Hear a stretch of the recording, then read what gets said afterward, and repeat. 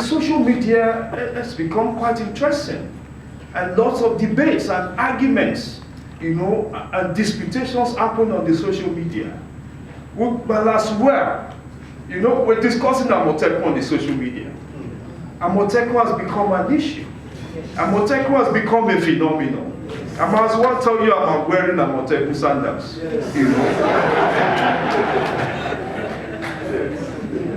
So, how could we possibly elevate this report to the level of, to the level that Amotekun got to, that it will become an issue?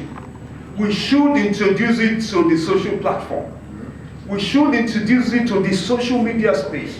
We should begin to discuss it, relying on the National Orientation Agency and other non-civil society groups. We should begin to discuss the aspects of the report on Twitter, on Instagram, on Facebook, on WhatsApp pages, and so on and so forth. We should discourage the youth particularly to discuss less of flippant and unimportant issues. And they should begin to discuss issues that affect their life. NOA officials, their president, local government officials, traditional rulers, etc. Think about how we could place this report as agenda on the social media, such that people will become interested and will begin to discuss it.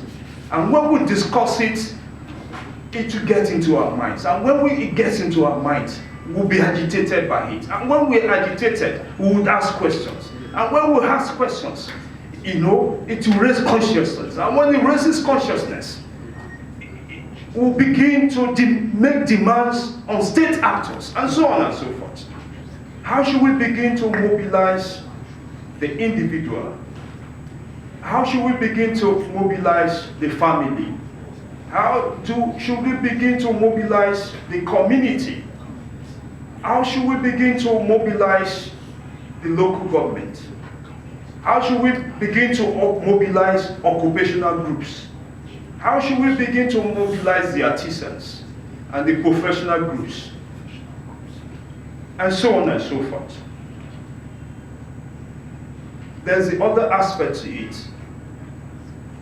How do we ensure participation? The second question I repeat is, how do we mobilize? The third question is, how do we ensure participation in the fight against corruption? Please think about it. Well, I also should make the point that how we mobilize and how we ensure participation are not mutually exclusive. We could relate both. In other words, both are interrelated and mutually related and mutually reinforcing. But I am thinking of some means to mobilize to support this worthy endeavor. The state is constituting of communities. I'm a member of a community.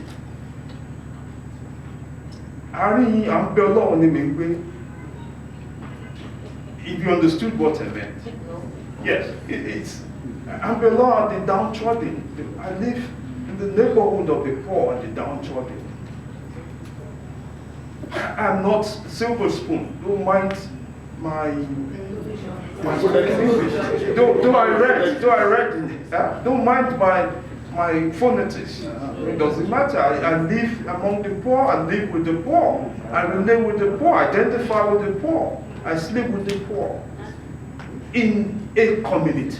So, Bahala lives in a community, and I'd like to visit this community quite soon. I hope I'll be invited. Every individual here lives in a community. So, and the community is populated by different subsets. Think about it. We could use the CD to educate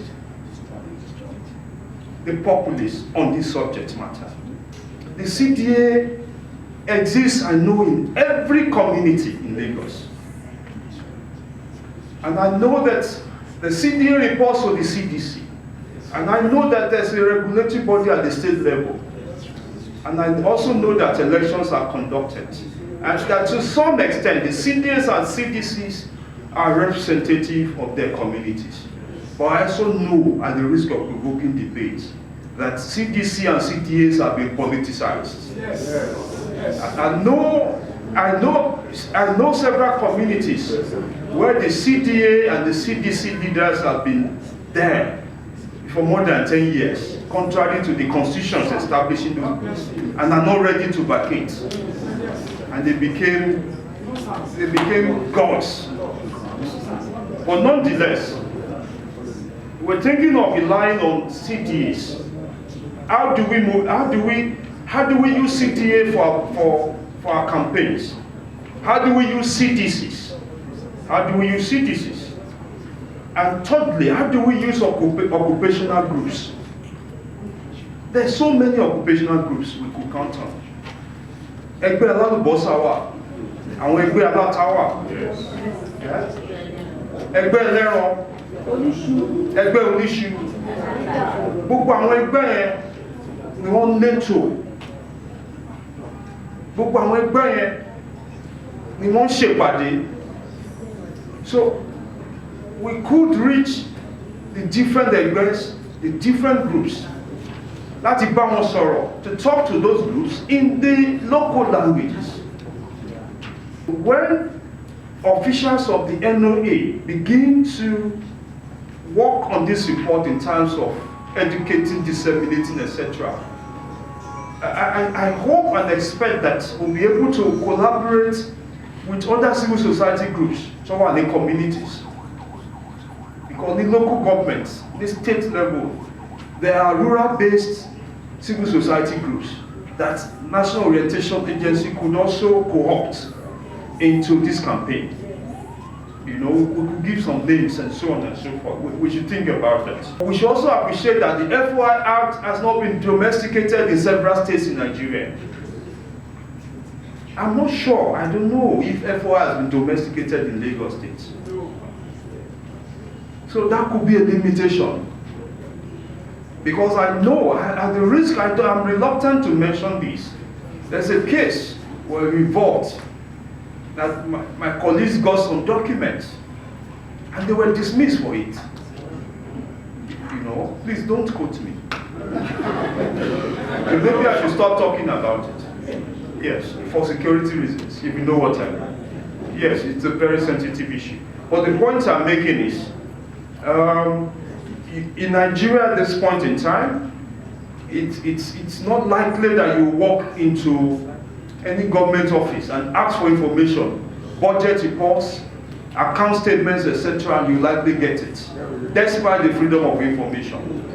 And also, most of the state officials are hiding under the disguise of the argument that FoI has not been domesticated. The question is, when will states, including Lagos, begin to domesticate the Freedom of Information Act? It is urgent, needed. We need to domesticate it. Otherwise, we might not be able to pursue this fight to a logical end. How do we resist the fight against corruption? How do we resist the fight? I do not have solutions to that, but I'd like us to think about it. And how do we campaign against corruption? Social norms that affect corruptions in Nigeria. We've done the first phase of the report. That was in 2018. We actually test the level of corruption at that time. That is where we come about that. We still have a lot of corruption in some sectors in the economy, especially in police. And with that, we look at it that we need to do a follow-up study to find out, with all the effort of government to combat corruption, why do we still have some sectors, especially that police, still having that higher rate of corruption practices and incidents? On this last year's study on social norms, we have these objectives in mind. How corruption is viewed by Nigeria in the context of various social norms. What is their view? What is going on in their mind that will make them to go out and have that mindset as I'm going, anything I want to do, I will not do it right. I will do it in a corrupt way. The next one is whether there are deep-seated values and norms that encourage corruption and apathy towards addressing the problem itself. How different demographics view corruption from a socio-cultural perspective. The demographic will involve the socio-economic class, the age group, the educational background of each of these people that are involved in corruption. The fight against corruption is gaining momentum. And the momentum is gaining is that, like we said before, no more sacred cow.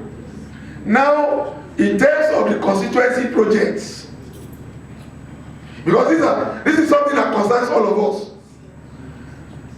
These politicians before, we collect money for constituency projects. You don't see project, you don't see constituency, you don't see anything. Now that ICPC is now partnering with us to follow up, the moment constituency projects are awarded, we are notified. We now follow up and see the stages of the project progress of the project. Once there's an issue, we report to ICPC. You know, now those projects have been awarded, contracts have been awarded long ago. Contractors are now back to site because the institution set up to fight corruption are working. But depends on the side of the divide you are. But then we now know, in those days, governors never go to prison. But we have ex-governors now in prison, senators in prison.